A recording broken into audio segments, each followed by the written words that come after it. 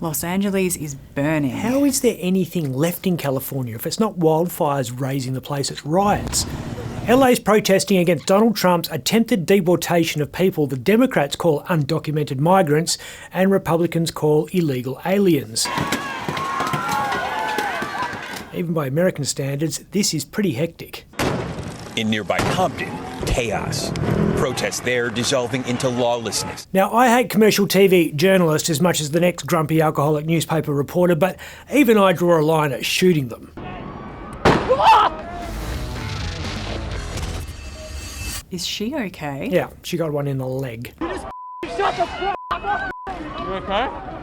I'm good. That wasn't a ricochet or a case of mistaken identity.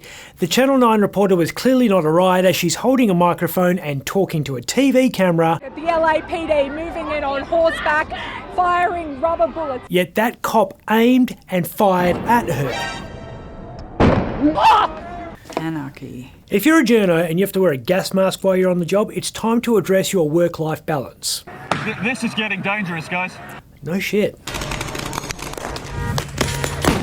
How did it get to this? On Friday night, immigration and customs enforcement officers executed warrants at a business near the city's fashion district. They were targeting illegal aliens / undocumented migrants who were suspected of certain crimes. They're eating the dogs. Actually, they were working illegally in the fashion industry.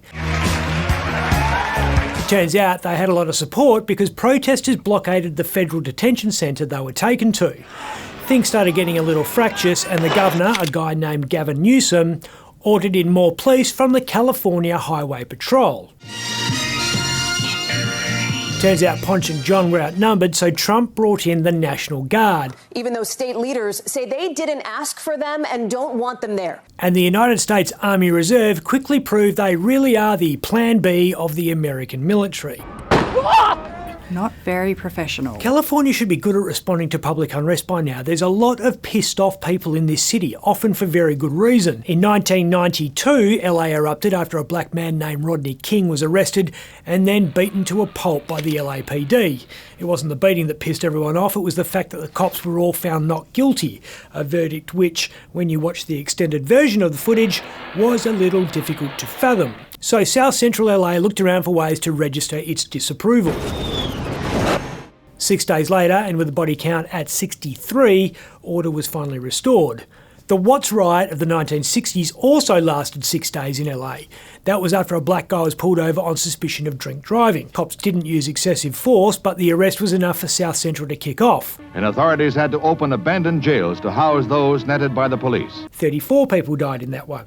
In 1943, in the middle of World War II, downtown LA was its own battle zone. African Americans and Hispanics clashed with white sailors in what was called the Zoot Suit Riots, so named because many of the rioters wore baggy trousers. Trump must be panicking, surely. But Donald is not one to waste a good crisis. He'll use this as evidence that illegals are a clear and present danger to American democracy. They're eating the pets. His press secretary, Carolyn Levitt, was talking tough, said the Trump administration has zero tolerance for criminal behaviour.